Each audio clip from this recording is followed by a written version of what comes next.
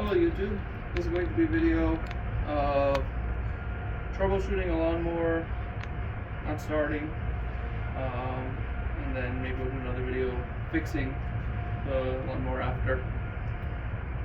This is going back into small engine repair. So this mower, a lot of mowers like it, been sitting a long time in the garage, won't start.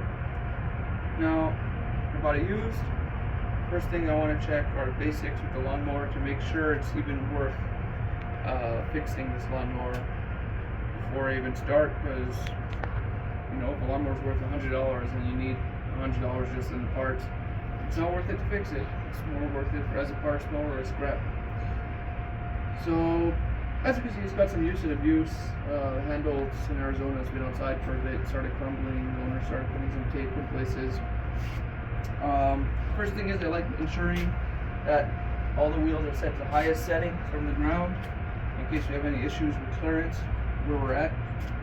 The next thing, I'll take out a bag. If it has a bag, check if there's anything inside the bag. Check the function of the door where the bag goes, if it closes all the way, and move the bag out of the way for now, since it shouldn't affect anything to do with the lawnmower running or not.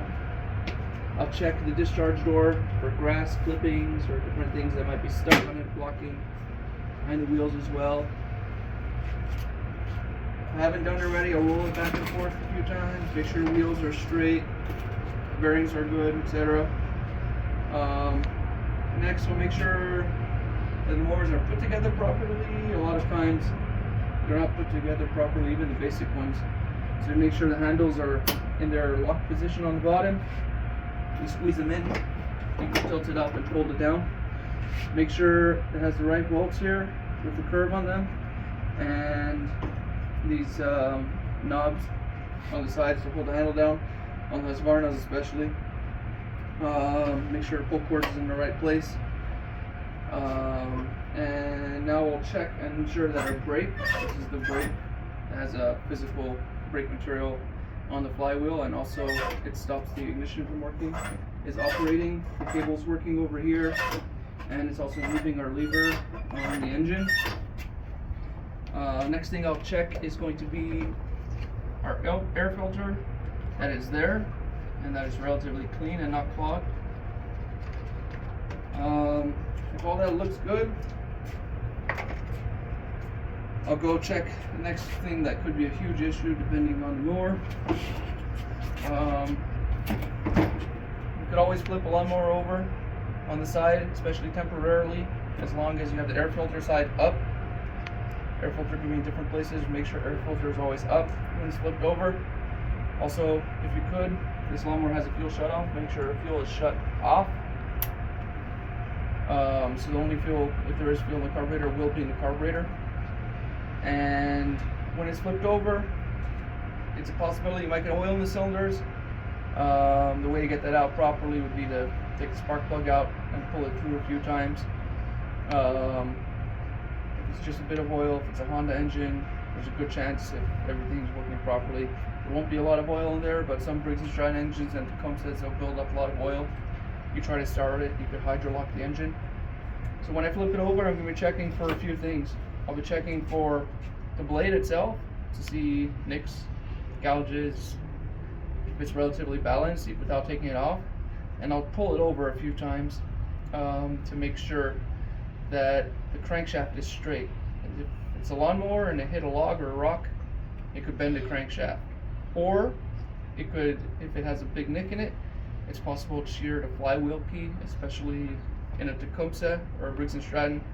If you go to pull it and it has a lot of kickback at different times, it could be a flywheel key got sheared or broke off completely from hitting something. So it's just something we want to check.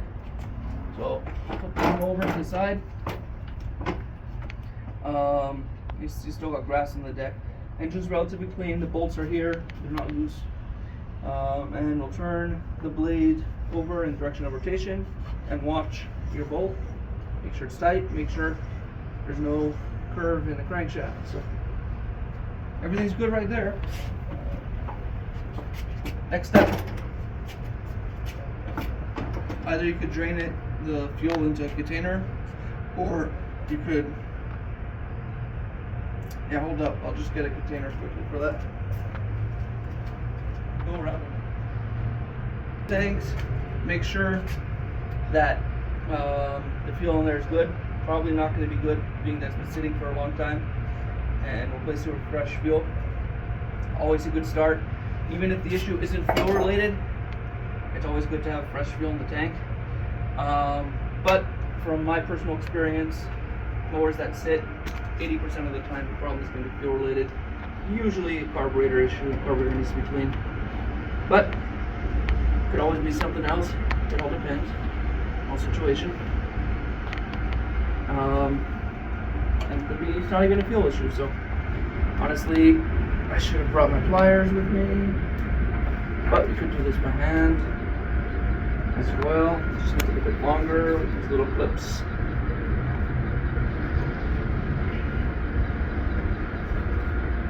Measurement pliers. I guess this will be part 2. Yeah, I'm going to be draining the fuel tank here. So I'm going to pull this clip back a bit. A lot of times we'll have the squeeze clips on fuel lines, especially on older mowers. On newer ones, a lot of these spring clips.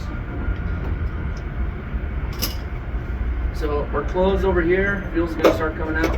As soon as we pull this line, whatever's in the tank should drain. Open the cap, get a bit more fuel flow. Now, if you're in North America, good gas with ethanol, without ethanol, winter gas should be pretty blue.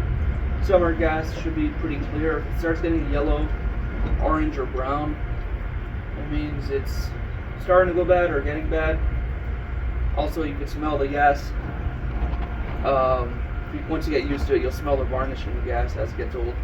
As you can see, this gas pretty yellow, and you can already tell the smell coming from it. That's bad gas.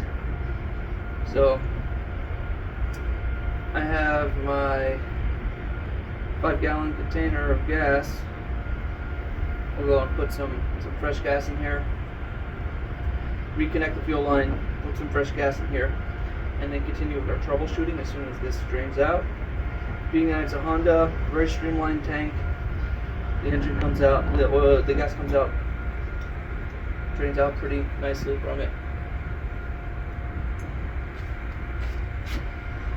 Nice. So, reconnect this gas line.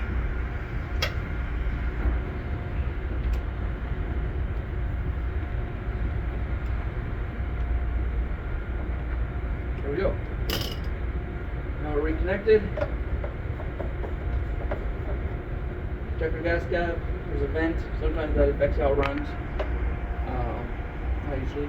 A lot of the newer Hondas have auto choke. This one has a manual choke that will slowly turn itself off as it warms up. But we're in Arizona. Probably don't even need much choke when the engine's running. As you can see, this gas is pretty yellow. So we're going to dispose of it. And a waste container.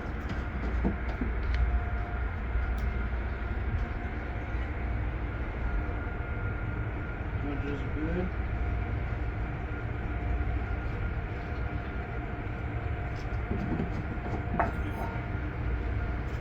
Okay, so I'm gonna put some fresh gas. Open up our vent on the back. It's an old style gas can. Nice easy pour spouts they don't make anymore. As long as they're not leaking. Really prefer these old containers to the new ones. Fill her up.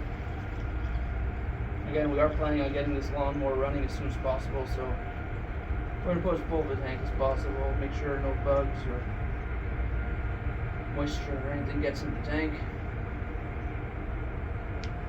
Right to the bottom of the spout there. So we've got full tank of fresh gas. Some of you didn't check yet on this lawnmower. Always good to check. Is your oil level? If you're going to do an oil change, it doesn't really matter on the color of the oil as long as it's not sludge. So That's gonna be dipstick on the side here. Honda's really nice, easy to get to. Dipstick. We have oil.